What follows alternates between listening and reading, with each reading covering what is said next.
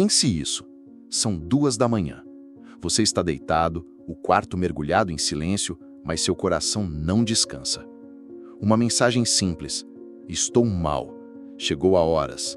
E desde então, sua mente gira como um redemoinho. Você sente o peso da tristeza do outro como se fosse sua. Sente a ansiedade que não é sua, o desespero que não veio de dentro, mas agora se mistura à sua essência. E nesse momento solitário, uma verdade silenciosa ecoa: você sente demais. Mas o que acontece quando sentir demais se torna um veneno disfarçado de virtude? Você cresce ouvindo que empatia é uma dádiva, que quem sente pelos outros tem um coração maior, uma alma mais nobre, uma consciência mais elevada. E então você começa a se orgulhar da sua sensibilidade, das vezes que chorou por estranhos, que se abalou com histórias trágicas, que ficou noites acordado tentando curar dores que não eram suas. Mas, ao mesmo tempo, vai se acostumando a desaparecer, a sufocar o que sente por si em nome do que sente pelos outros, a se anular na tentativa de ser apoio, de ser alívio, de ser necessário. O paradoxo começa aí. Você é a luz na vida dos outros, mas por dentro vive em sombras. Ajuda todo mundo a se levantarem, enquanto permanece ajoelhado emocionalmente.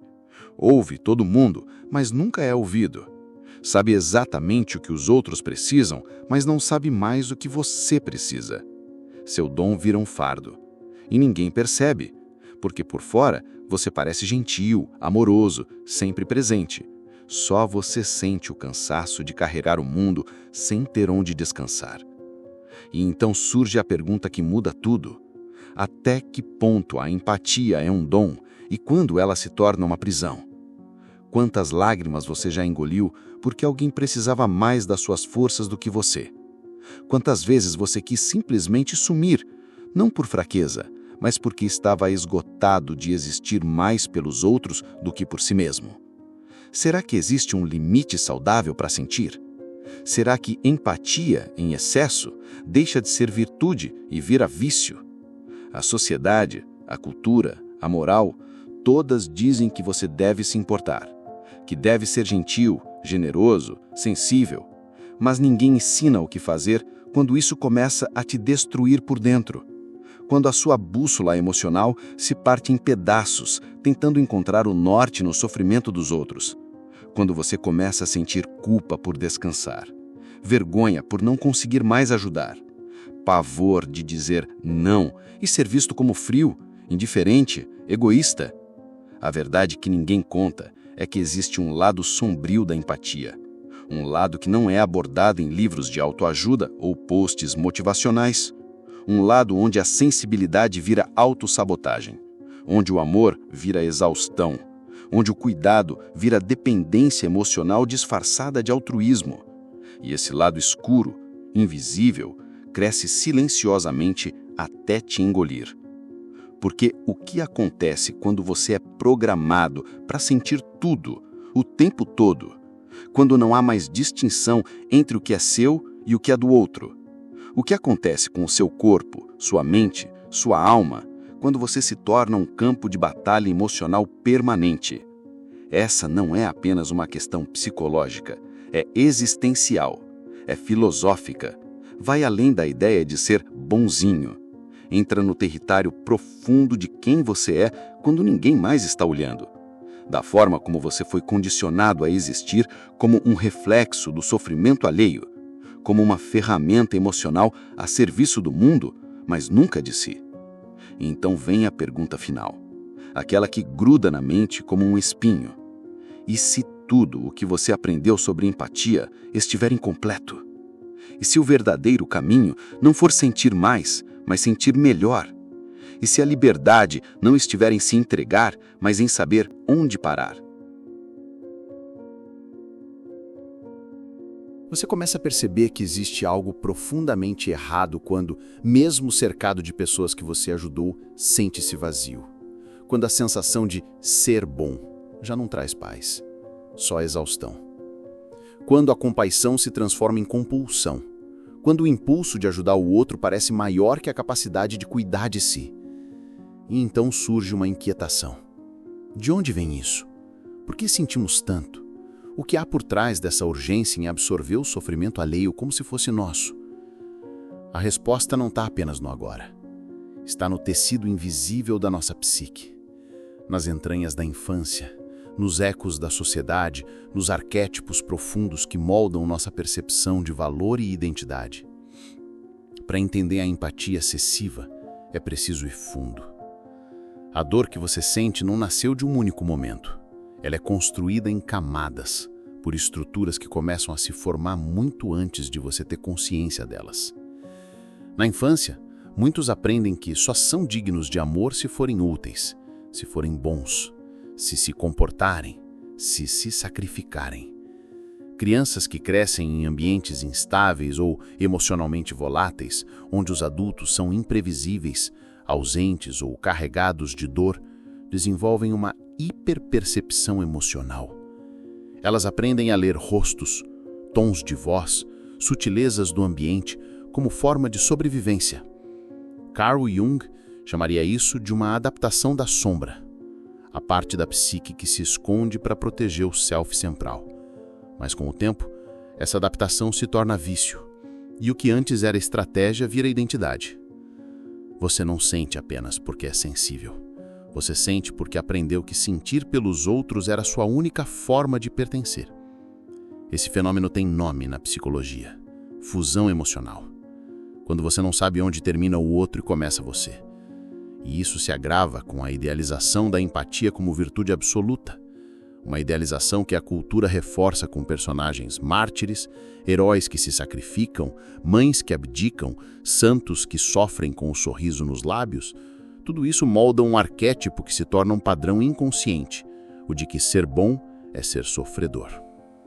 Schopenhauer acreditava que o sofrimento era a essência da existência, mas mesmo ele via na compaixão algo perigoso quando se tornava um chamado sem fim ao martírio. Nietzsche, por outro lado, denunciava com veemência a moral do sacrifício, dizendo que ela era uma invenção de fracos ressentidos, que a verdadeira força vinha da afirmação da vida e não da negação de si. E aqui entra um ponto crítico. A empatia excessiva é muitas vezes uma forma de negação. Você nega a si mesmo para preservar o outro. Nega seus limites, sua voz, seu cansaço, suas vontades. E tudo isso em nome de um bem que nunca se realiza totalmente porque a dor do mundo é infinita e o seu corpo é finito. Jean-Paul Sartre dizia que o inferno são os outros, mas talvez o inferno real seja viver preso nos outros, ser sequestrado emocionalmente por toda a dor alheia que cruza seu caminho, ser refém do sofrimento que não te pertence, mas te consome mesmo assim. Aldous Huxley, ao falar sobre a modernidade, alertava para um futuro em que as pessoas seriam manipuladas não pela repressão, mas pelo excesso de estímulo. E é exatamente isso que acontece com a empatia tóxica. Você não é forçado a sentir, mas é estimulado a se afogar em sentimentos o tempo todo. Redes sociais, notícias, algoritmos, tudo é construído para ativar a sua dor vicária, para te manter sensível, reativo, emocionalmente aberto e, portanto, vulnerável. E nesse contexto, a empatia se transforma numa armadilha comportamental, um condicionamento, um ciclo onde você se sente moralmente obrigado a sofrer e se sente culpado quando tenta se preservar. O que deveria ser uma ponte entre humanos se transforma em corrente, um sistema emocional que te prende à dor coletiva sem permitir que você se cure da sua dor individual. Viktor Frankl dizia que o ser humano precisa de sentido e que o sofrimento só pode ser suportado quando tem propósito. Mas e quando o sofrimento é constante, interminável, sem resolução? Quando a empatia vira uma missão sem fim, um buraco negro que suga a sua energia e te impede de construir qualquer coisa para si? É assim que a empatia excessiva corrói a identidade. Você deixa de ser um eu e se torna um reflexo do nós. Mas não um nós saudável, um nós intoxicado por trauma coletivo, dor alheia, caos global. A sua subjetividade começa a desmoronar sob o peso do todo. E a cada nova notícia, a cada novo apelo, a cada nova tragédia, você sente que precisa carregar um pouco mais. Mas não consegue, porque já está no limite. E o mais cruel Você se culpa por isso. Acha que é egoísmo, que deveria ser mais forte, mais disponível, mais generoso, mas não é fraqueza. É sobrecarga. É o seu corpo tentando dizer que já passou do ponto, que está doente por dentro de tanto sentir. Essa é a raiz profunda do problema.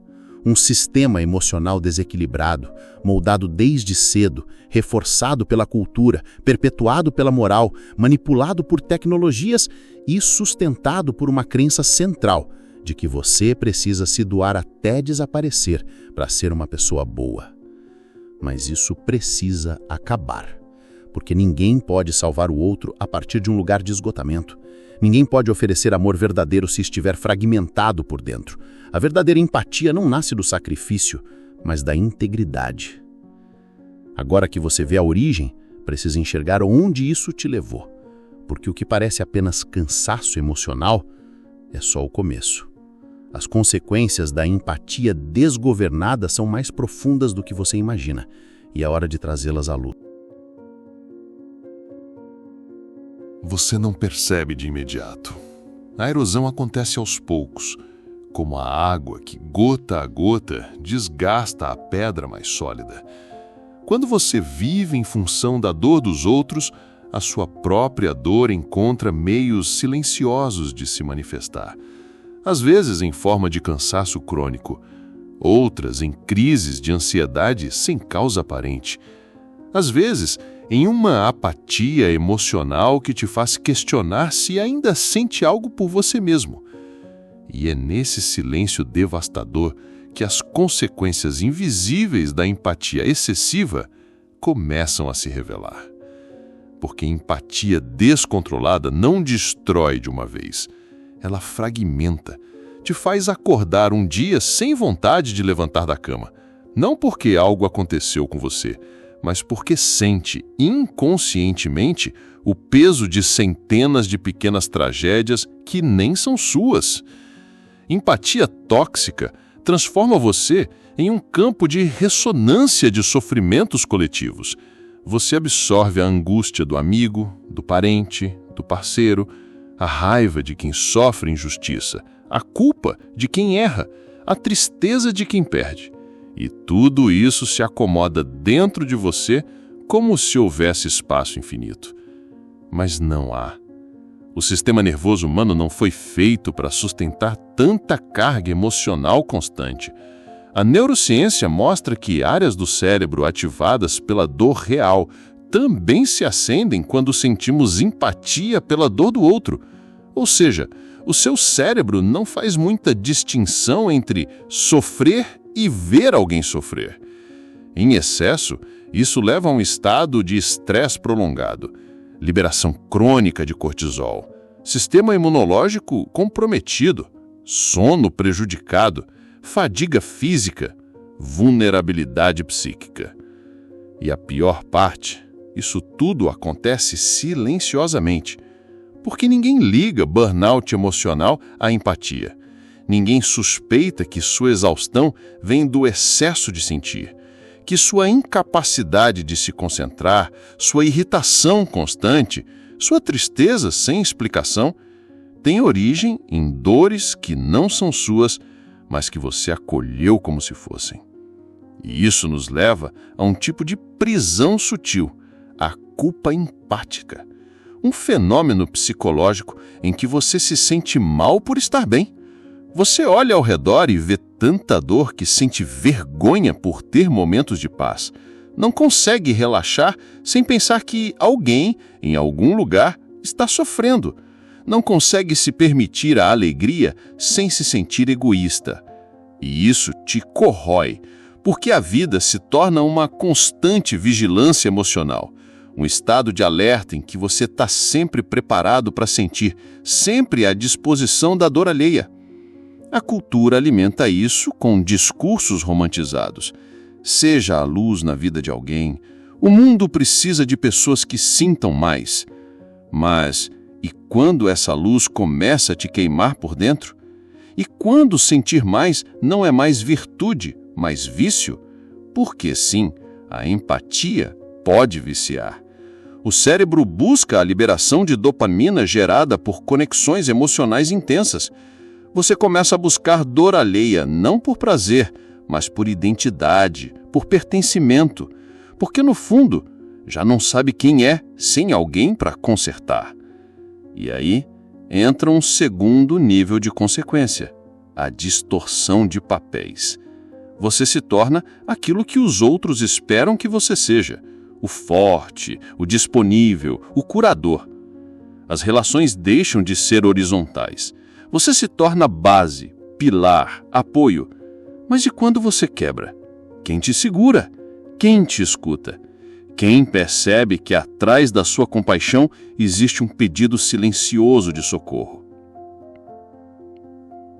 Esse ciclo atrai relações unilaterais. Você começa a se envolver com pessoas emocionalmente carentes, abusivas ou dependentes, porque seu radar empático te conecta com quem precisa, mas raramente com quem te retribui. Você atrai, sem perceber, o caos dos outros e vive como se fosse seu. O viés cognitivo, conhecido como viés da responsabilidade difusa, também entra em cena. Você sente que, se não for você a cuidar, ninguém mais fará. Isso cria uma armadilha de indispensabilidade. Você se torna o salvador emocional do seu grupo. Isso pode parecer bonito, até perceber que não é amor, é codependência. Socialmente, o problema se agrava ainda mais. Vivemos em uma era de hipersensibilidade coletiva, onde se espera que estejamos emocionalmente disponíveis o tempo todo.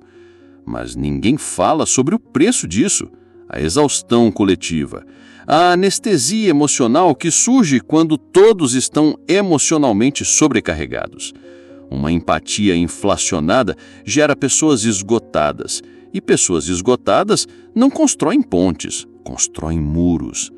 Numa sociedade onde todos sentem demais, sem saber como lidar, a consequência não é mais conexão, é retração. Pior ainda, você começa a duvidar da sua própria dor. Pensa, quem sou eu para reclamar se tem gente sofrendo muito mais? E essa comparação silenciosa invalida o que você sente. Faz você empilhar sua dor sobre a dor dos outros. E um dia você implode. Você precisa entender. A empatia sem limites destrói por dentro. Ela te desumaniza lentamente, mesmo sob o disfarce de humanidade extrema. Torna você um depósito de sofrimento, um canal de dor, um espelho da tragédia alheia. E isso não é sustentável, isso não é justo, isso não é amor. Amor verdadeiro começa por si, a cura começa por si. A empatia, para ser lúcida, precisa vir de um lugar de inteireza, não de escassez, não de culpa, não de compulsão. Você começa a ver agora a profundidade da armadilha. Mas também sente que existe uma saída, uma luz não no final, mas no meio do túnel. A possibilidade de uma nova forma de sentir, de amar sem se apagar, de ajudar sem se perder. E essa saída começa com a rebelião, a quebra de um ciclo ancestral, a recusa em continuar se fragmentando para caber na dor dos outros. É hora de romper. Você acorda um dia e percebe, não dá mais. Algo dentro de você, algo que estava adormecido há anos, finalmente se levanta. Não é raiva, não é tristeza. É um sussurro de lucidez, um chamado para se reencontrar. Você olha para o espelho e pela primeira vez não vê um cuidador, um curador, um escudo emocional. Vê alguém que está cansado de se apagar para manter os outros acesos. E esse momento, silencioso e íntimo, é o início da rebelião. A rebelião não começa com gritos, começa com não, sussurrado no meio do caos. Um limite traçado onde antes havia entrega infinita. Uma ausência decidida onde antes havia presença automática. E cada pequena negação ao padrão antigo é um passo em direção à libertação. A mudança verdadeira acontece quando você deixa de se perguntar o que os outros precisam de mim e começa a perguntar: o que eu preciso para permanecer inteiro. É aí que tudo começa a se reorganizar. A mente, antes ocupada em prever as dores alheias, começa a escutar seus próprios sussurros. O corpo, antes usado como receptáculo de tormentos externos, passa a exigir cuidado, descanso, espaço. A alma, antes afogada em compaixão crua, começa a aspirar por silêncio, por limites, por lucidez.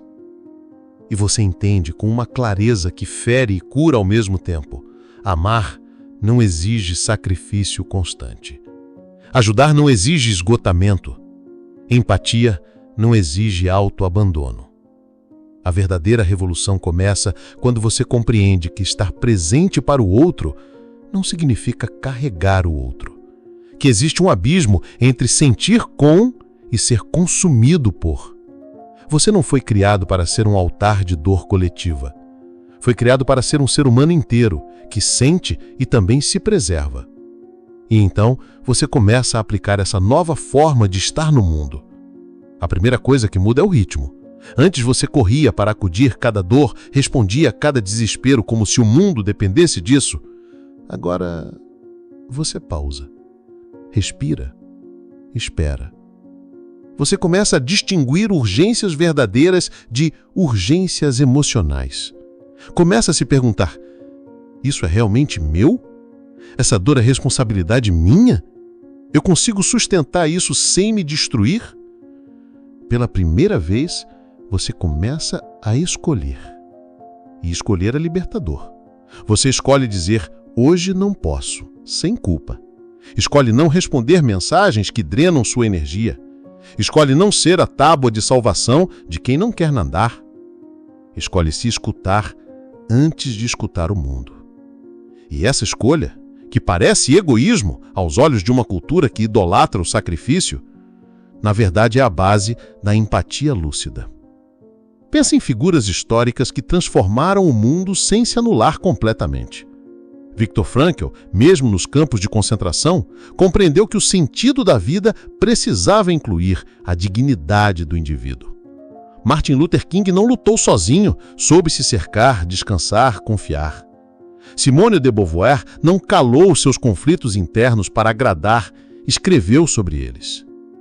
Essas pessoas não eram insensíveis, elas apenas entenderam que não se pode transformar o mundo a partir do colapso. E você também pode. Pode construir uma empatia que sustente, não que afunde, que ilumine, não que consuma. Pode criar um novo modelo de relação, baseado na mutualidade, no respeito aos limites, na reciprocidade emocional. Onde a pergunta central não é mais quanto eu posso dar, mas sim quanto eu posso dar sem me perder. É nesse ponto que a rebelião vira uma nova identidade. Você deixa de ser um mártir e se torna o arquiteto da sua existência emocional. Começa a se cercar de pessoas que também sabem cuidar de si e dos outros. Começa a se afastar dos vampiros emocionais, dos que só se aproximam para despejar caos. Começa a reconfigurar sua linguagem interna, trocando o eu tenho que ajudar para o eu posso escolher se quero e se posso ajudar. Essa mudança assusta, porque o vício da empatia tóxica era também um senso de propósito, um lugar conhecido, um papel que você sabia desempenhar. Romper com isso é como se despedir de um personagem que te deu identidade por anos. Mas é preciso. Porque só assim você pode descobrir algo ainda mais poderoso. Que sua compaixão não precisa vir do colapso, pode vir da consciência. Que seu amor não precisa nascer da dor, pode nascer da inteireza. Que sua presença não precisa ser constante, precisa ser verdadeira. E pouco a pouco você vai deixando para trás o ciclo de autonegligência, vai se reapropriando da sua energia vital, vai se tornando não uma sombra dos outros, mas uma presença inteira no mundo. Uma presença que inspira, mas não carrega, que ouve, mas não absorve tudo, que se importa, mas também se protege. A rebelião não é o fim da empatia, é o renascimento dela. Agora, com os olhos livres do mito do sacrifício, você está pronto para enxergar a verdade mais profunda, aquela que muda tudo, que inverte a lógica, que redefine a realidade. Imagine acordar um dia e não sentir culpa por estar em paz. Não porque o mundo melhorou ou porque a dor desapareceu, mas porque finalmente você entendeu. Sua paz não é traição, é revolução. Você respira fundo e pela primeira vez em muito tempo, o ar parece leve. A alma, antes sobrecarregada por emoções herdadas, começa a se reconfigurar, porque algo mudou. Um insight, uma verdade final, que estava o tempo todo à espreita, esperando você estar pronto. A verdade é esta: a empatia só é poderosa quando nasce da integridade, não da culpa, não do trauma, não da ausência de limites. Você passou a vida tentando provar que é bom, tentando se justificar através do cuidado, tentando equilibrar o sofrimento do mundo com a sua própria dor negada. Mas agora você enxerga que empatia não é sobre quanto você sofre pelos outros, e sim sobre quanto você sustenta sua própria presença diante da dor do outro sem se apagar. Isso muda tudo, porque até aqui você foi ensinado que amar é se doer, que cuidar é ceder, que ajudar é abdicar. E não é. A mudança de paradigma acontece quando você compreende que o outro não precisa da sua dor, precisa da sua clareza. Que empatia real não é absorver, mas testemunhar. Não é salvar, é sustentar, é estar, com lucidez, com firmeza, com amor, mas sem se dissolver. Você não está mais aqui para ser mártir.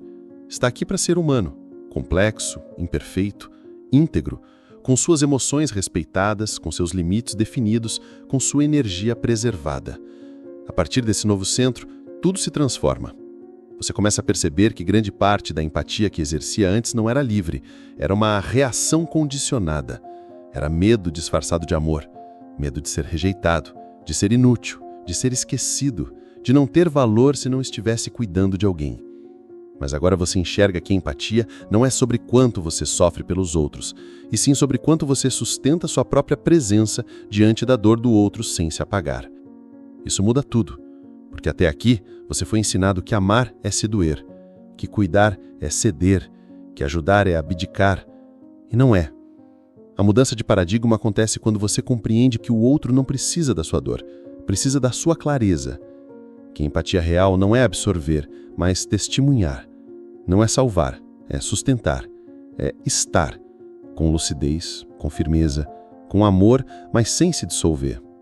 Você não está mais aqui para ser mártir.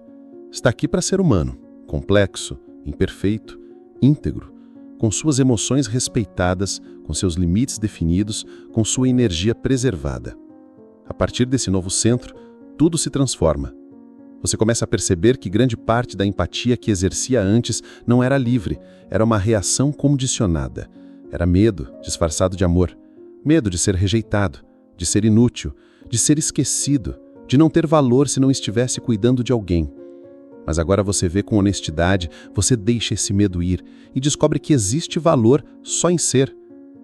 O filósofo Martin Buber dizia que o encontro verdadeiro entre dois seres só acontece no espaço entre o eu e o tu, e não quando o eu se anula para caber no tu. A realização mais poderosa da empatia lúcida é essa.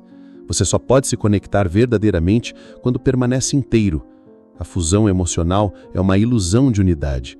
O encontro verdadeiro requer dois seres completos, presentes, autênticos. E mais, você descobre que proteger sua energia não é egoísmo, é generosidade consciente. Porque quando você está inteiro, sua presença cura mais do que 1000 palavras. Sua lucidez é antídoto para o desespero, sua paz contagia, sua firmeza convida o outro a encontrar seu próprio centro. Você não precisa mais se ferir para curar ninguém. Essa é a chave. A empatia mais transformadora é silenciosa, sólida e saudável. Ela não se alimenta de drama, nem de culpa, nem de obrigação. Ela nasce do alinhamento entre sentir e escolher, entre compaixão e consciência. E quando você começa a viver assim, tudo ao redor muda. As relações se equilibram, os vínculos se tornam mais verdadeiros. A dor do mundo ainda existe, mas ela já não te afoga. Você aprendeu a nadar, aprendeu a estar presente sem se dissolver, a sentir sem se destruir, a amar sem se desaparecer. E talvez nesse momento você se sinta estranho, como alguém que despertou de um sonho longo, como quem caminhou uma vida inteira de olhos vendados e agora vê. Mas esse desconforto é sagrado e é o sinal de que algo foi quebrado e que algo novo pode nascer. Sim, o mundo continua machucado, mas agora você entende que ser empático não é ser esponja, é ser farol. E faróis não salvam ninguém. Eles iluminam caminhos. Eles permanecem firmes enquanto as ondas batem. Eles guiam sem se afogar. Você é um farol. E o seu brilho não está na quantidade de sofrimento que você carrega, mas na estabilidade que oferece, no silêncio seguro que emana quando você se torna inteiro. Essa é a verdade final, e ela muda tudo. Agora, você não precisa mais provar seu valor com dor. Agora, você não precisa mais se justificar com sacrifício. Agora, você pode respirar fundo e simplesmente existir. E essa existência em si mesma já é cura.